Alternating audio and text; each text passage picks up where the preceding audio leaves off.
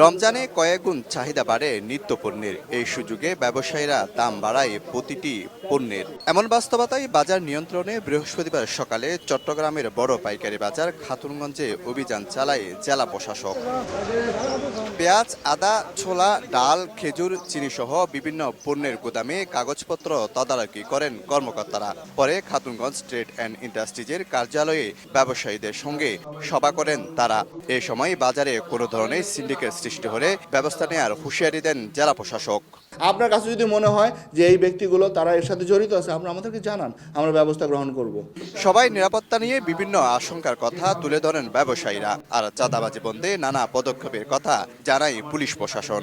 গভর্নমেন্টের পক্ষ থেকে বা প্রশাসনের পক্ষ থেকে কোথাও একটা ব্যর্থতার অবস্থা সৃষ্টি হলে সিন্ডিকেট বলে দোষটা ব্যবসায়ীদের উপর চাপিয়ে দেওয়া। গুটি কয়েক অসৎ ব্যবসায়ীদের জন্য আমরা গোড়া খাতুনগঞ্জের বদনামে আমরা ব্যবসায়ী সমাজ নিতে চাই না।